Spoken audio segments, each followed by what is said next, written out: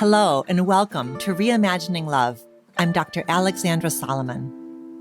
I have been studying relationships for over 20 years as a couples therapist, a professor, an award-winning author, and as a wife, mother, daughter, sister, and friend. Now, I'm inviting you into this space each week as I dig into some of the toughest and most fascinating relational dilemmas of our time. If you want to discover how to create vibrant and loving relationships in your own life, you have come to the right place. This is Reimagining Love.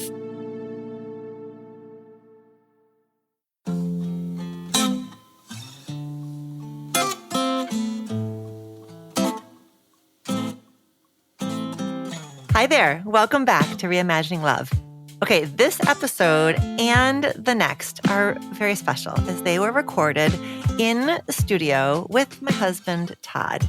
And let me tell you, it was so nice to sit with him in this very fancy studio and riff on all of these topics. And I'm very excited to share these episodes with you. Todd and I go way more in depth with respect to our origin story in our very first Toddcast from a couple of years ago. And you'll find that linked in our show notes if you want to go back and hear about us from the beginning. So here's the context for this conversation. He and I have been watching and loving season 2 of the Netflix show, Nobody Wants This. And so naturally, it led us to reflect on our own little love journey over the years. And as you may or may not know, as part of preparing to marry Todd, I converted to Judaism. And if you've seen or heard about the show, Nobody Wants This, you know that the central conflict of the show is whether agnostic sex podcaster Joanne, played by Kristen, is going to convert for Noah, her rabbi partner, played by Adam Brody. But this certainly brings up the larger question, which is how does any couple handle a potential deal-breaking difference? And while our love story may seem similar to Joanne and Noah's on the surface, what's also true is that the bigger and more challenging differences for our marriage have been more within the realm of attachment and family of origin dynamics, which you're also going to hear us get into today. You're going to hear our reflections on my decision to convert to Judaism. You're going to hear us talk about what it means to be like the quote unquote sacrificing partner and what it means to be the quote unquote partner who's being sacrificed for. You'll hear us talk about attachment differences, how those have impacted our relationship, and what the two of us have learned from all of it over the years. I hope that one thing you take away from our conversation is that we can overcome differences and that those differences, while potentially becoming these consistent points of challenge for yourself and your partner, those differences are going to evolve you and stretch you. And those differences are likely going to evolve in their own ways over the years as well, looking and feeling very different when you first encounter the difference versus when you encounter the difference again, years later. But what is entirely possible is to stand shoulder to shoulder with your partner and face the differences and come out stronger because of it. In fact, your differences may even become an asset more than a liability. Spoiler alert, Todd and I never have to argue over whose family we're going to spend Christmas with. Okay, that's what I got for you. Roll the tapes. Enjoy. We're so official today. We are literally in the studio. I'm having an Oprah moment. This is my first physical studio appearance. Thank you for having me. Thank you for being a guest. So this conversation is inspired by a show that you and I are both enjoying, which is Nobody Wants This, with Kristen and Adam Brody. And season 2 just came out. We've only watched half of the season, so really we're in no spot to even give spoiler alerts, and we're not going to give spoiler alerts. Are we? No spoiler alert. But we are going to talk about the themes in the show, which are the way that their relationship bridges a faith difference. And interfaith relationships, I think, are not, I can only think of Keeping the Faith, which was a movie that you and I both loved back in the day. Very good movie from the early 90s, maybe mid-90s. Were we dating when it? Oh, for sure. Yes. I don't remember. I think it was before we got married, though. But that was a sweet show about It was a movie. Yeah. a movie Yep. that was covered their faith difference. Yes. And Very then- reasonably effectively, I thought. But With- very similarly to Nobody Wants It. Right, with a Christian woman Mhm. and a Jewish man. And a rabbi, both rabbis. Why it's maybe a subset of things in terms of what's relatable, because rabbis have very different roles, public facing and more pressure to sort of conform to certain expectations. Interesting that they both use that vehicle to address that issue. And I can't think of a necessarily a obvious third candidate where it was a non-rabbi situation. And it's interesting that in both of those, both Keeping the Faith movie, Nobody Wants This Show, and our relationship, the woman is Christian. Nobody's played with it the other way. Not in the TV and movies. In Good real pop life. culture. Yeah, well, no, I mean, there's some pop culture references which we can get into. Like Alex Cooper has been very vocal about marrying a Jewish. She's the podcaster. Call her daddy or call. She's been very vocal about being married, what it's like to be married to a Jewish man, and she actually had a great. I don't know if it was. I only saw a clip because I watched some of her, or well, quite a bit of her content, but not always straight through. I don't know if it was on a podcast or in an interview. But she was quoted, or is like very public, that she said she wishes her mom sat her down when she was little and said, "Marry a Jewish man." So she's been very vocal about it. Is Alex? She is not Jewish, and her husband Matt is Jewish. The And same thing. So she it's dated another a lot Christian, of non-Jewish people. Right. Same, Oh, you're saying like when the man gender. is I Christian see. and the woman Yes, is Jewish. I see. No, I don't think. Well, there's lots of that, but that's way back. Like The Way We Were, or some of these movies in the 60s, right? That was Jewish woman. I don't remember the movie well enough, but I know that was a sub thing of that. And there were a couple other ones but more longer ago. I can't think of any recent examples. Okay, put a pin and call her Sorry, daddy because yes, I blew that. If that's the same gender. no, that's okay. But put a pin and call her daddy because that idea of wishing. I was talking about non-rabbi, I guess. Yeah, right. Non-rabbi, but interfaith. Rabbi. But in the that point that Alex Cooper made of wishing that her mom had told her to marry a Jewish man, I think that also plays into our story. So I'm putting a pin in that. Good. Very and good. now I want us to tell our story of our faith difference, of kind of where we started and where we ended up. Okay. Okay, so you fell for me. Yeah, I did. First. Yep, and then I fell for you. Yep, second. And then, so we were just a kind of semi-distant second. Yeah. Yeah, not too long. It took me a moment. A handful of months, sure. And then in my memory, we were talking about our faith difference from pretty early on. Yes. Like we were dating. So we just timeline-wise. Not in the context of a dating relationship, but in the context of a difference between us. Is that what you mean? Yes, I do mean that. Yes. That is true. And we were having conversations about this really from the beginning. So we were listen to Toddcast number 1 tells more of our story. So we're not going to do the deep dive into the total history, but we met freshman year at University of Michigan. Yes. Across the hall. Yes. And we were dating we were hooking up. April. April of freshman year. Yes. And then we were a couple. Year and a month after we met. Yep. Yes. And then on and off, talked about in Toddcast. We don't have to do that again. We don't have to do that again. You'd like to, Nope, sure. I do not. Yep. Okay. And then serious enough by the end of college that we applied to grad school strategically to try to be together. Yes. So talk to us a little bit about like what stood out to you in the beginning about our faith difference and like how were you thinking about it and what did it mean to you? How much did it matter to you? At the beginning, I don't think it mattered to me at all, meaning I don't think I was seeking out a partner that necessarily was of the same religion, or that it interrupted attraction or interest or anything like that. I think most of the girls I was interested in back then actually were not Jewish. So it was just sort of in the background as something I should do because of sort of how I was raised or the messages that were delivered via religious school or parental or some of these, movies and TV and things that, were portraying that was an important thing. So I guess it was in the back of my mind, but it was never in the front of my mind. And it just felt like something I didn't really have a lot of control over. Mm-hmm. As you would say, the heart wanted what it wanted. The heart wants what it wants. Yes, I like to say that. So yeah, it did not deter me from becoming interested in you or pursuing you. Maybe it should have, but it just didn't. It felt slightly more, which I think is one of the themes in the show, more important maybe to my family or to my heritage than to me personally. Yeah. It didn't feel that important. There were pieces of it that felt that important to me personally, but not that per se. Yeah, I think it was neutral for me. Mm-hmm. And if anything, I think it was somewhat enticing. Like, I think the difference between us was like enticing. Like, I didn't really understand. Like, I don't know if we told this story in the first podcast, but like, I saw you come out of your dorm room freshman year in a suit. Mm-hmm. And I Very was early on. It was like a week and a half or 2 weeks into school. Right? When we were like truly just like getting to know, we were like acquaintances becoming friends. And I was like, Correct. Why are you so dressed up? And you said, it's the holidays. It's the high holidays. Right. No, it's the holidays, you said.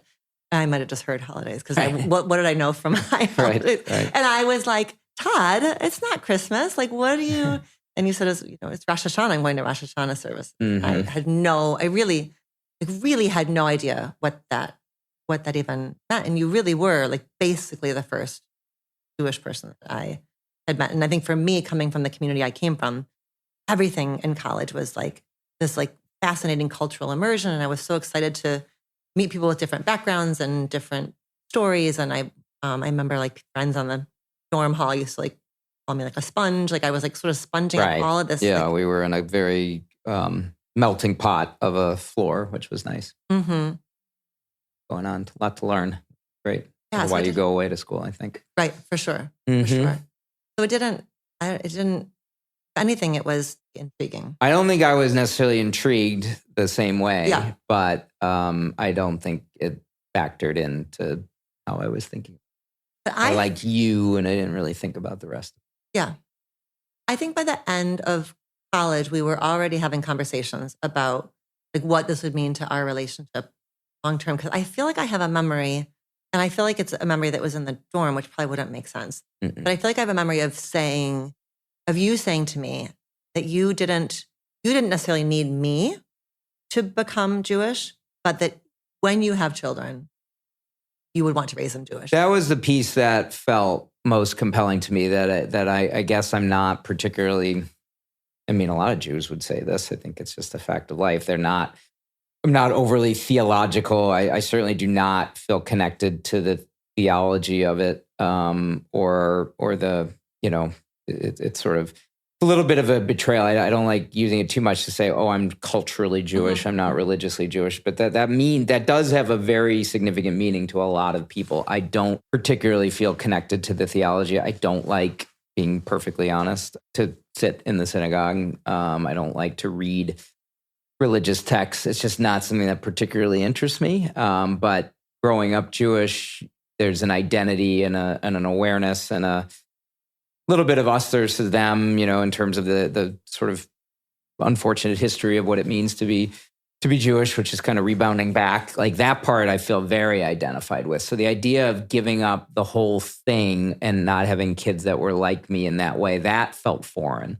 The idea of celebrating Christmas or, not going to services all the time because that wasn't something you're into, that didn't matter to me at all. It was more around, what my parents thought, which we can get into, which was kind of, important as I think Jewish people care a lot about their parents. Mm-hmm. More, everybody does, but I think there's a certain focus on it more than average in the community and certainly in religious school, which I can talk about too. But more that was the piece of like having kids that didn't go through what I went through.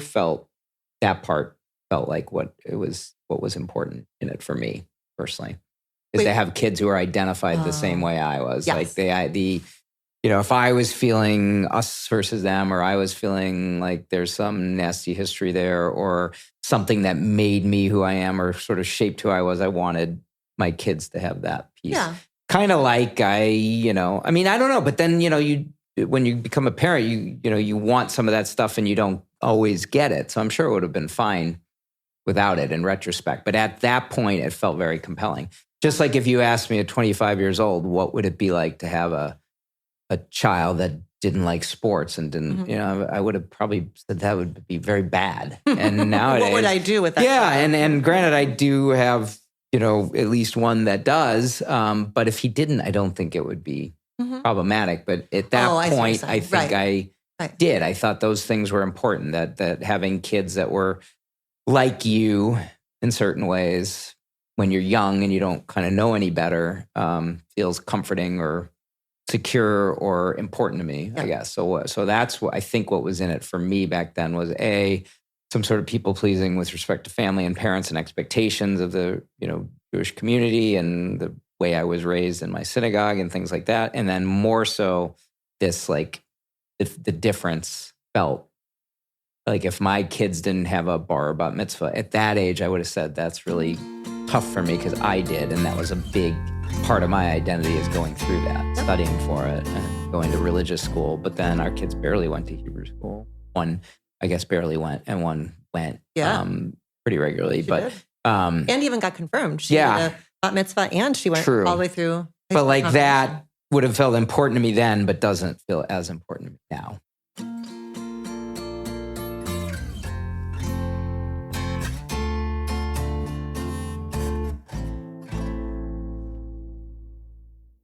But you did, like, it's pretty impressive that when I think about, we must have been having those conversations at 22 for sure ish.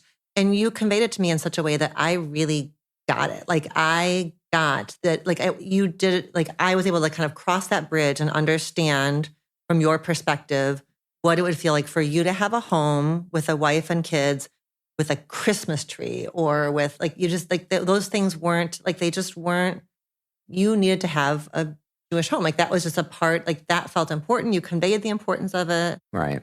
Like, I think I understood the part about like a majority, like I was part of a majority faith that, wouldn't miss me whether I was practicing my Christianity or not. And you were part of a minority faith, right? Where there's like, I think a concern about, I think that was maybe the message that came through your family too, is that there's you're brought up with a scarcity sort of identity that there's not a lot of Jewish people, and then more and more Jewish people not marrying Jewish people. I mean, it was heavily drilled into my head that was the most appropriate way to be in a relationship.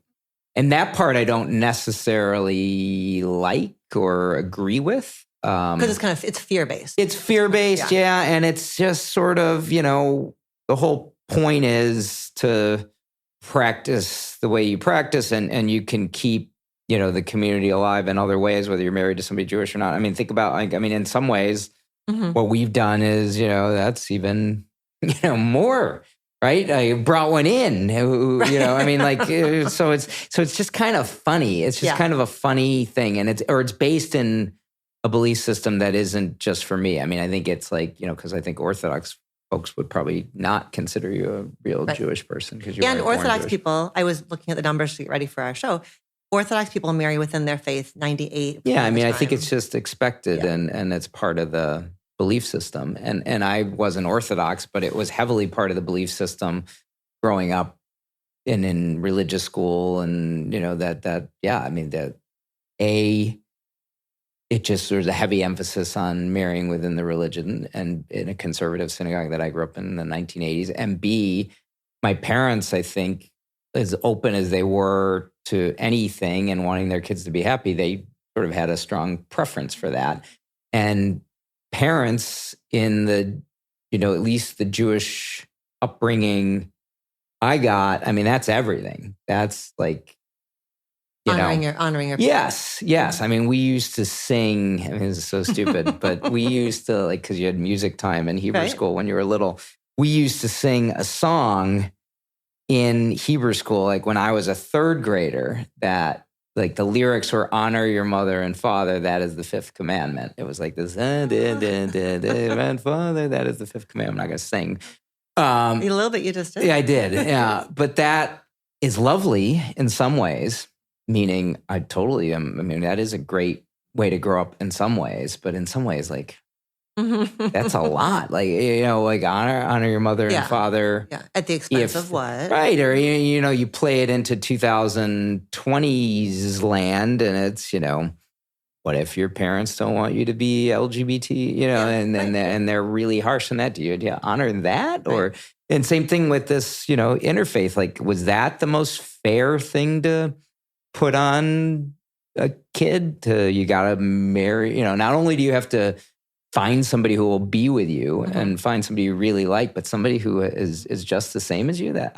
It's not what we did with our kids, because I kind of reject that concept that parents should be so forward on, dictating things. So I don't blame my parents at all. I think it was very common, and it was just sort of part of the generation, and they were doing it today. And frankly, if you hadn't converted, they would have been fine. I really believe that once they got to know you, but they had a strong preference, and I knew they had a strong preference, and that matters to somebody who is a third grader singing honor their mother and father as the fifth commandment. Like, that was one of the only things I remember from Hebrew school. Yeah.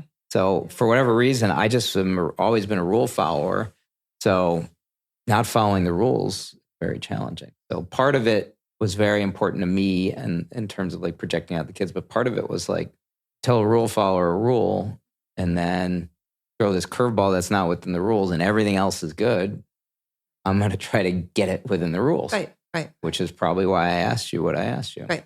Well, and would you consider it? I don't think I'd ever say you have to. I don't think I would. I know I wouldn't have broken up with you over it. I know that in my bones. Had you not. Yeah. So if you want to change back or something. I do not. But I don't think I ever said it has to be. I think I did say I wanted it, but I don't think I ever threatened it, and I don't think I ever would have. I think you said you wanted to do what you wanted. I wanted what I wanted, sure. Yeah. But I don't think I ever would have walked away. I have no memory of it feeling. I don't think I ever said it, and I don't think I ever would, and I don't think anybody analyzing it at that time would have thought I would, including you. But if you did, that's fine.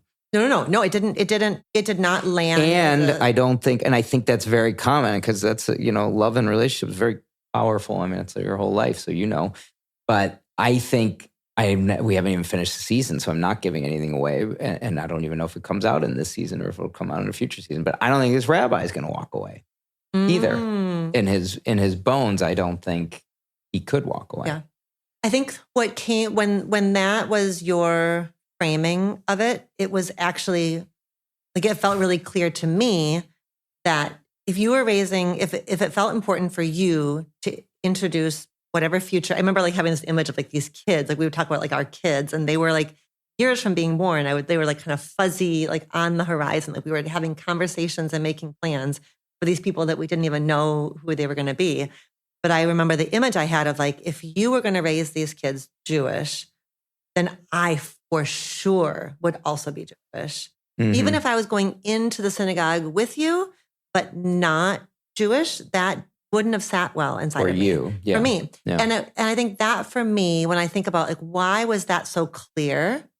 And I think it's because coming from a blended family, I think there's so many things in my family that felt like I'm kind of here and I'm kind of here. I kind of belong here and I kind of belong here. My mom has a different last name than me. My brother, I have half brothers and step brothers and full brother and my stepsister. And so I had this kind of like blended, fragmented family. And there's something about like, if I was going to create a family with you and we were going to have kids, I wanted it to feel whole. And I would want to feel part of whatever we were going to be introducing them to. Yeah. So that was like, there was like that family of origin piece for me. And then I think alongside that, I think temperamentally conversion really suited me, because it was like standing at the bottom of a mountain and being like, there is this entire thing, this world of Judaism that I know very little about. And I get to climb it. I get to like learn this whole world. And we found very early, so we graduated college, moved to Chicago. You started law school. I started grad school at Northwestern. And we very quickly found this Reform synagogue in Evanston with this rabbi who, I mean, how old was she? Was probably in her young 30s at the time. Yeah, she was probably low 30s, if I had to guess, yeah. And she had big, dark, curly hair, and Rabbi Eleanor Smith, and she was like such a role model to me. Feminist and brave and smart and kind. And so the idea of like going to services with her and learning with her and being part of the world that she was creating within her synagogue, I was like, where is the dotted line? Like, sign me, And I was thinking about we signed up for a class called Judaism 101. Mm-hmm. And we would go together to this class. It was for interfaith couples. Right. And it wasn't even it wasn't a conversion. It wasn't a part of the thing? Okay. It was. Oh, that's right. Yeah. It was just like premarital or something. It was couples class, but it was premarital. But very much about like, we did like a class, like we would like learned about holidays and tradition. It was like basic Judaism, foundational stuff. Yeah. And we would go after to Barnum and Bagel, eat matzo ball soup. Rest in peace. But it was like, I have such fond memories of being on that learning curve and being on that learning curve, like with you and sort of for you, but very clearly also like for me and for us. Like it felt, or the way we did it, I remember it, like I was left with like feelings of pride that I was doing something that was investing in our relationship. Well, and you were doing it so like with both feet too. There was never any hesitation, I think that's where your intellect and your interest in learning, I mean, so far ahead of mine. For example, if I had to do it, I don't think I would have done it the same way. I think I would have been doing it to tick the boxes and to kind of like do it to be a good person. You are just like interested in learning and the stories and like you like that stuff to this day more than I like that stuff. It's just not as much for me. Like when do go to the synagogue and there's a sermon or something, like you hear it ways I don't. I mean, that's just something you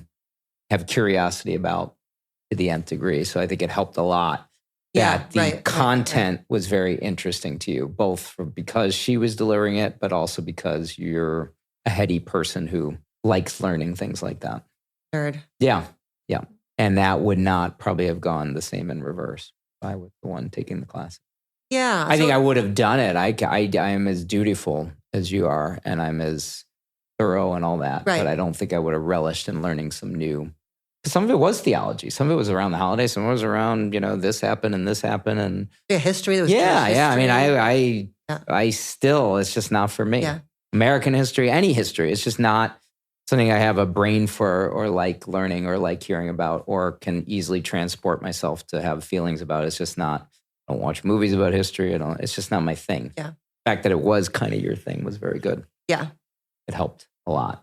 That makes sense. Right. Because it wasn't, there was never a time where I would have like said something like, like guilted you or been dragging my feet. Like it was very much on my own. Oh, for sure. In fact, when we finished, not even close. It was like actually something you liked doing. Yeah.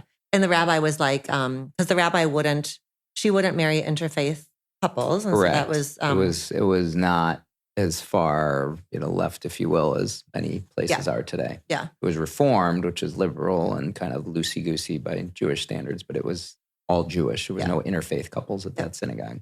I remember like the curriculum was to do this Judaism 101 class and then meet with her 3 times. Right. And then go to the mikvah. Right. Which we can talk about in a moment. But I was like, okay, so I did the 3 meetings and then I was like, and now can we then fourth meeting? Yeah, I learned how to read Hebrew and like I would like go for like weekly. God love her. I'm sure she had a million other things to do besides sit there and keep working with me on the language. But no, I think I don't think the point of this is necessarily to tell our own personal story rather than comment on kind of what somebody else would be facing. But I think the level of commitment by you was critical to making that work. Like that I think is like, imagine that. But then there was commitment on both sides, just in different ways, just sort of different times. But like, that's the thing about a relationship, right? People say, well, you're at a tough time, I pick you up, you're at a tough time, but like, that's a pretty big thing to ask. And not only did you do it, but you did it, like it became the center of your existence and this thing you actually look forward to. Made it my whole personality. Yeah. But do you think, you're not saying that a couple has to do that. You could be. I'm just saying the reason it works so smoothly is because you really threw yourself in. Like, I don't think a couple has to convert at all, but if they do, it probably goes better when somebody selflessly dives in like that. And then it was like, this is something I'm interested in, as opposed to, rejecting the concept while still doing it, I guess. Yes. Right. And kind of begrudging. And I think that's what came up in the show is she's like, I'm doing this, but just for you. Like, I can't. And that's probably, there's part of it that I think is okay. I mean, I think we do stuff for each other all the time. That's just for you.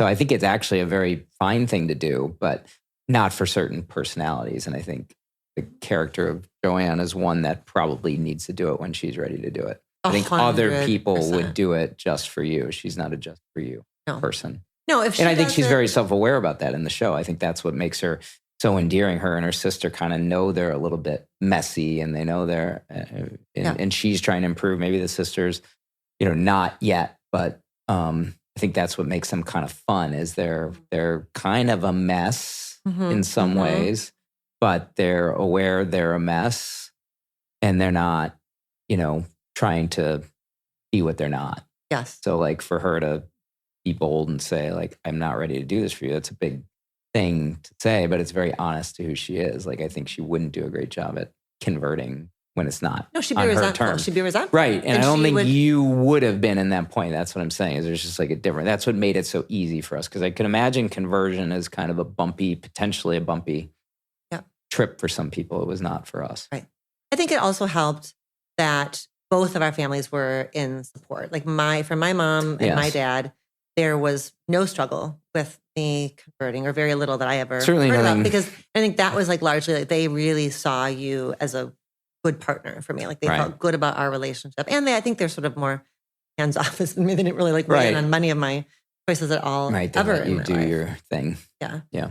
And your parents, I was thinking about, I think I probably would have, your parents, the fact that you came from this really tight-knit, anchored family unit was like, so, I mean, you were appealing on your own terms, but the fact that you came along with this like really lovely family was very appealing. And so I think that I knew the doors would be flung that much more open for me with my conversion. Not that they would have rejected me if I didn't, but I think that there was part of it was like, if I have a chance to be loved as deeply as I feel like I can be by these people, why wouldn't I put every bit of wind at my back to feel loved by them? Which doesn't mean that I did it for them, but it means that I think that was part of it. Part of it was this appeal of like impressing them or connecting with them more deeply or doing something that would make them happy. And I think that's okay sometimes, right? If that was all the motivation, that wouldn't have been any good. But there was a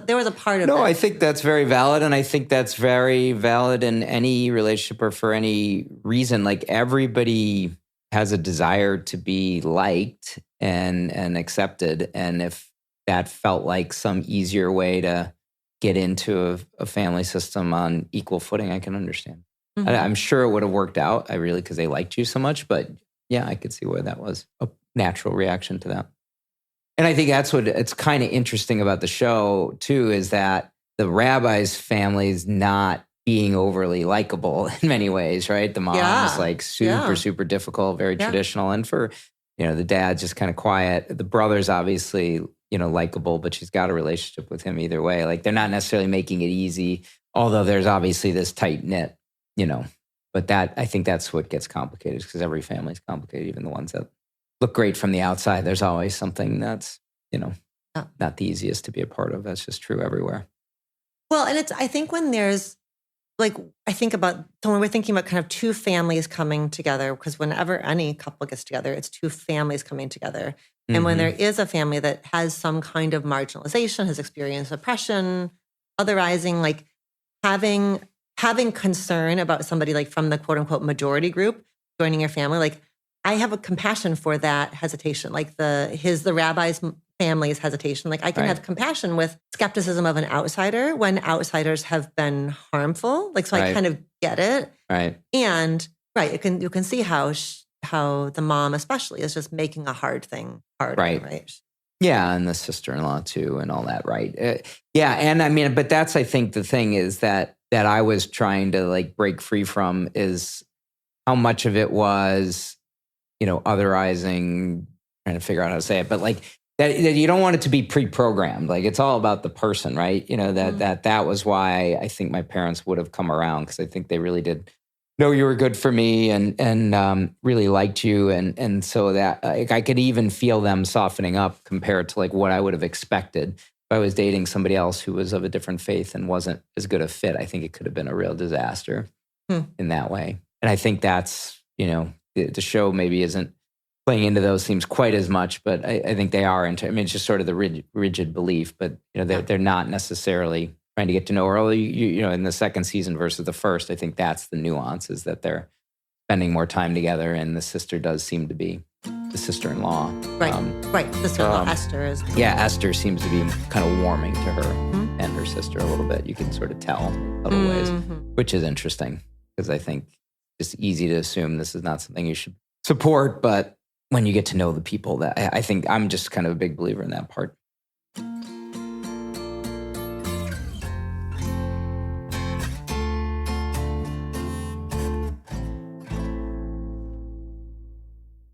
I want to hear you talk a little bit about, I think another parallel between Joanne and Adam's story and our story is not just the interfaith element, but the fact that their family systems are quite different, right? Where Adam comes from this Brody is oh shoot, what is his name? Noah.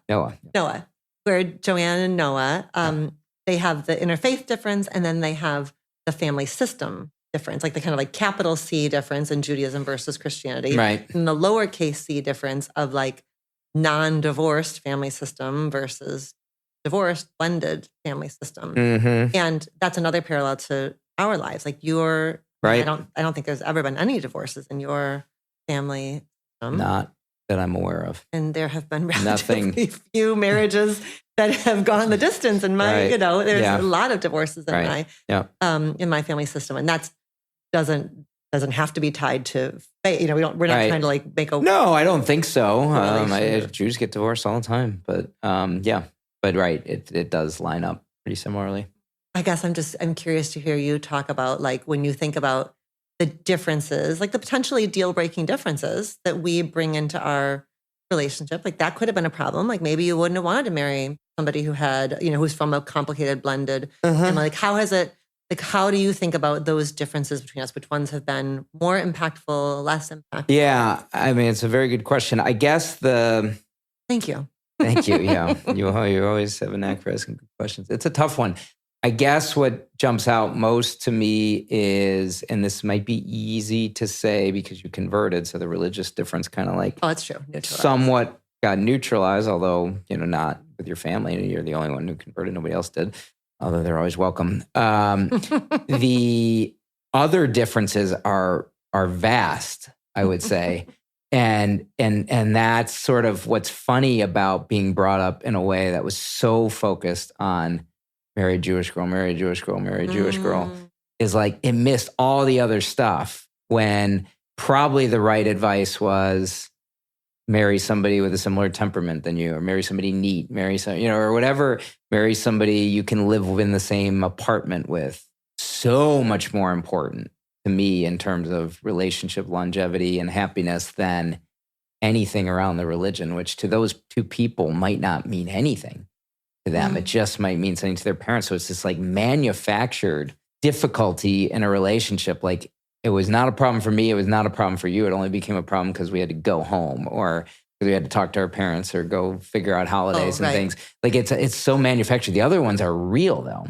Do you think when your parents were saying marry a Jewish girl, do you think they were? Everybody was. It wasn't even my parents. It was other people's parents. But do you think the assumption was Jewish families are do you think they were trying to was it a cover for, or a stand-in for I don't know, maybe is a more subtle, I don't know. I don't know. Yes, it probably was, but that's probably not right based on research or reality. I think everybody likes to think they're the best, right? So probably, in any facet, right? Doesn't every U.S. senator think they're the smartest senator? And doesn't the Chicago Bears think they have the best locker room and the best coaching? So I think, sure, especially given the history, Jewish families kind of band together, and there's such a stress on family and tradition and the cultural significance of getting together and the holidays. And it's not all about religion. There is this kind of family thing. I'm sure certainly in the 80s and 90s, Jews would probably have said, Jews are good at doing family. It's very important to them. But there are lots of Jewish families back then, and certainly now. And, but even back then, maybe I didn't know because I was a kid, that were, terrible things were happening or, Right. abusive Sure. or, Controlling controlling or alcoholism, even though that was something like, Jews sort of were never known for drinking as much. It was sort of like a thing as, Jewish families don't maybe food is kind of the center of the universe, not alcohol. There Right, were all and these Christian, sort of myths or traditions. And then you realize, well, wait a minute, if these people are Jewish and he's drinking a lot, like, it's, I don't know. I'm not maybe making sense with it, but I think the point is that focusing on the religion misses all the other stuff, and all the other stuff is significantly more important. And our religious differences growing up are way less disruptive than sort of the attachment differences in terms of in our relationship, just for one. And I imagine for other people as too, that those differences are way more disruptive or have had, larger impacts on us than growing up in different religions. Yes. And obviously the conversion, like to one side, because that obviously solves some of it. But even had you not converted, I don't think religion would have made our relationship as bumpy as growing up from families that are two different attachment styles. There are ways in which you growing up around divorce has changed your worldview in a way that's very different from my worldview. Yes. Like the idea that I might have to reassure you that I'm not leaving, or that it may be in your mind that I could leave at any time, whereas it literally is not in my mind ever that you would leave or I would leave. Like that's the right answer, that anybody would leave. It's just not something I worry about. Yeah. And I'm sure that has something to do with parents and grandparents that never left. Right. And it doesn't mean you're going to be happy, for sure. But I think it matters, like that level of commitment, like is so helpful in a relationship. Because if I didn't have that level, I mean, there are thousands of times in our 27 years where if I was looking for a way out or looking for an excuse reason to go. Yeah, thousands. And who wouldn't say that? Yeah. And you could, I'm sure, say that about me. Remember that time when he did this? Remember that year when he did this? Remember that annoying habit? Like, I mean, there's stuff that you have to get used to all the time. And part of relationships is entering into it with a long-term mentality that you're not grass is greener today, because the grass is always greener somewhere. Yeah. Today. That's not what we're measuring. Not why we're in that game to win today. You want to win as many days as you can, but you're there to win the long term. I don't know. Did any of that make sense? It all made sense. I think it's a difficult difference to talk about. And I think it's helpful, like given the work that I do, I think it's helpful that I'm the one who's from the more impacted family, because I can see how I think if you had given us both, like you've already thrown the word attachment out there. So like, right, if we had at age 24 when we got engaged to be married, if we had taken, an attachment style survey, you would have for sure come across as securely attached. And I would for sure have been insecurely attached, avoidantly, anxiously attached, for sure. And those are different things? You're either securely attached or insecurely attached. And under the umbrella of insecurely attached, you're either avoidant or anxious or disorganized. Okay. I think I probably would. Maybe you're all three. I might be. Right. I've got flavors of a few of those. But I think now today, like 20, many, many years into our marriage, I bet that I became securely attached pretty early. And we had our first decade. I think I have it's called earning security. Like I've earned secure attachment in the context of our relationship. Right. But it's not without us having done couple therapy and me having been in a ton of individual therapy and reading books and having hard conversations. Like that has been like, we both have earned my secure attachment for sure, like the hard way. But that's a difference. But the insecure attachment, secure attachment difference was way bigger than the religious difference. Yeah. My answer to your, if that was the question. No, that is the question. And if you knew then what you know now, like what would you say to if you had a young person who was like a young Todd and he was dating a young Allie, like what would you want to talk to him about? I think you would just want a little more wraparound education on how that plays out. And I mean, the stuff you do really is helpful, like your books and things that you do. Like that's the whole thing of relationship that didn't exist, or if it did, I wasn't aware of it. Just like the whole self-awareness and how it's going to factor in, and how somebody who's insecurely attached might be to be in relationship with, like that just would have been helpful. I don't think I would have said anything there. I wouldn't have said like run and hide or go cut bait and go do something else. But I think I would probably try to say, this is going to matter at some point. There's some things that will happen, some days, some events, something where it will matter. And so just be aware of it and learn about it and learn how to react to it and learn what would be helpful to somebody who has that attachment style and how to be in relationship with them and relationship with yourself in relationship with them. What do you think you have learned how to do? I'm still not great at some of it, but I think I learn how to not judge when you need something I don't need, some level of reassurance, of, whether it's thank yous or praise or compliments or, you did so great or you're this and you're doing this so well with our children or things I don't need. I've learned not to judge that or be bitter about it or ask for it back just as a quid pro quo. Like if that's something you need that I don't need, that's okay. It's okay to do it. It's not weak to do it. It's strong to do it and just try. I don't always remember that, certainly not in the moment, but stuff like that is a big one. Stuff around reassuring you that I'm never going to leave or realizing that you may not have that in your bones and your guts like I do. Like I just never worry about getting divorced. I worry about other things. I worry about a lot of things. Yeah. And that's one thing I never worry about. But I think there have been times where you have, like when we're in a bad patch, it sort of enters your mind. Like, what if he leaves? Maybe we should get divorced. Maybe we don't belong together. It just doesn't, it's not something I think about. And it's a luxury. But realizing that that's okay that you think that way or it's not your fault or not meaning you want that. It just means like you're not constitutionally written like I am to not entertain that possibility. Right. You have to entertain that possibility more than I do just because it kind of has always lived in your mind, as I assume, sounded like based on how you described it, that your notion of getting married and staying together is different than mine, right. Yeah, I have learned in our relationship that, you can go through a hard thing and come out the other side. That hard things don't have to mean relationship ending. Right. And like when you have reactions to that, that's I guess what I'm saying. Learning that for you to utter the word divorce doesn't mean you want one. It just means you're scared or you're nervous or whatever. Right. Like you've never asked for one, but you've said things like, you'll ask me, do you want to get divorced? You seem really mad. Right. You seem like you might want a divorce. Dumb stuff like that. So that's what I would want to say. I don't think people, my parents did a very fine job, but that's a nuance they probably missed is, focusing a little bit on, what the religion is of the perfect person you married versus some of this other stuff. But they weren't they were 80s parents.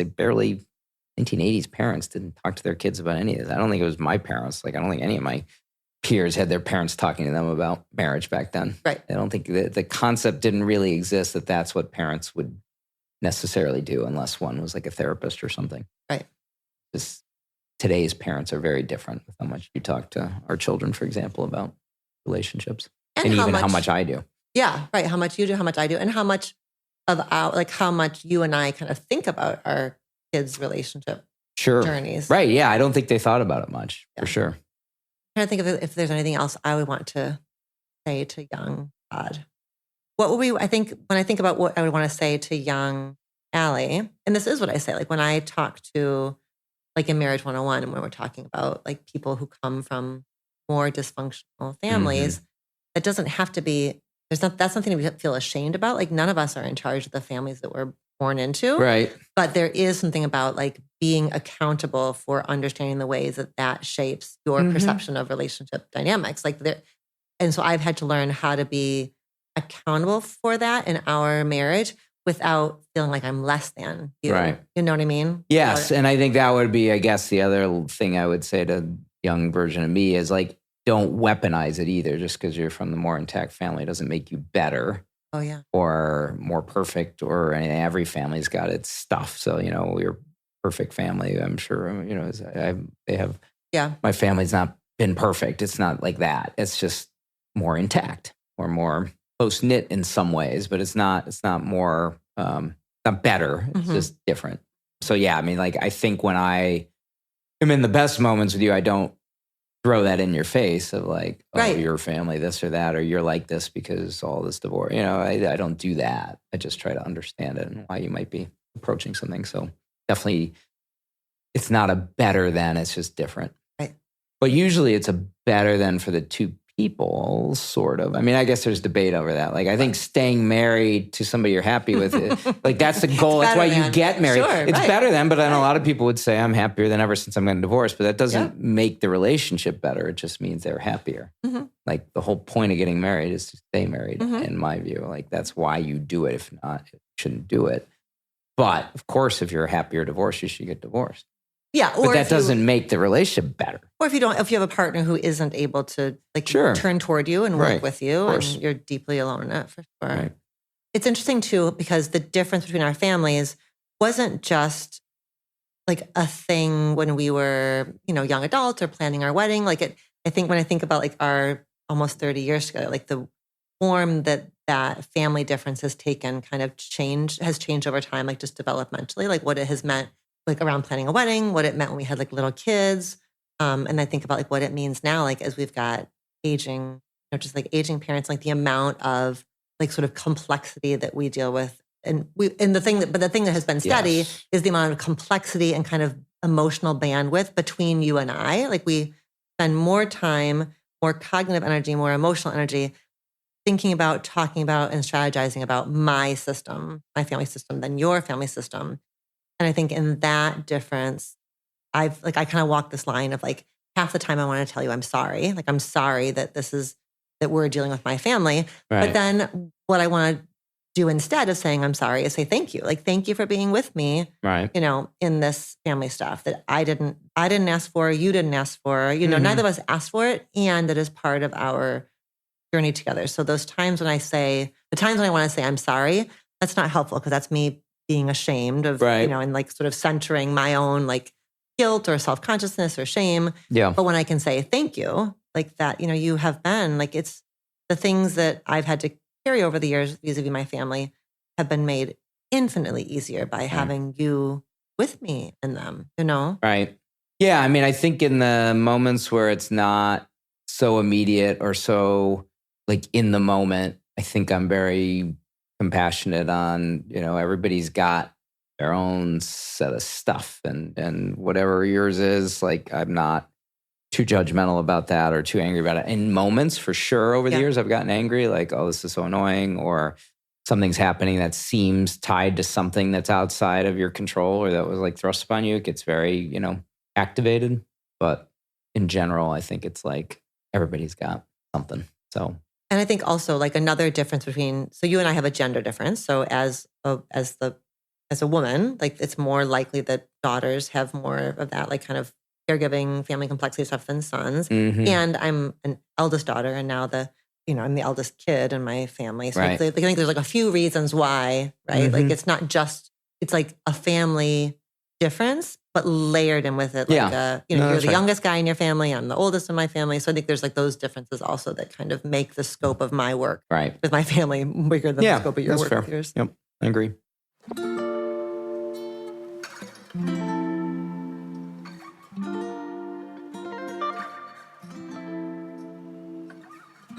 Thank you so much for listening to part 1 of our conversation. We're going to be releasing the full conversation with video footage on YouTube next week. Join us next episode for the second half, where Todd and I dig into the juicy stuff like scorekeeping with gender differences, attachment style differences, and general disposition worldview in mind. We'll talk about the best practices for the quote unquote winner and the quote unquote loser in that change sacrifice scenario. We'll talk about how to approach making sacrifices in a way that staves off resentment. And then we're going to get down to the really important stuff, which is this question. Does Todd actually secretly hate that I'm now a Swiftie like him? Plus, you're also going to hear my hot take on what it means to shelve a conversation for a later date. Okay, let's shelve this conversation for now. Until next time, be well. Thank you for listening to our show. Our producers are Mary Chan and Katie Pagich of Organized Sound Productions. Our theme music was composed by Slade Warnkin. The show is executive produced by me, Dr. Alexandra Solomon. Do you have a relationship question that you want answered on the show? Visit reimagininglove.com to send in a written or audio question. Questions can be about intimate partnerships, family relationships, friendships, you name it. If you're looking for more love and relationship content, you can find me on Instagram at dr.alexandra.solomon or visit my website, dralexandrasolomon.com, where you'll find my blog as well as the Intimate Relationships 101 e-course based off of the popular class I teach at Northwestern University. Thank you for listening and see you next week here on Reimagining Love.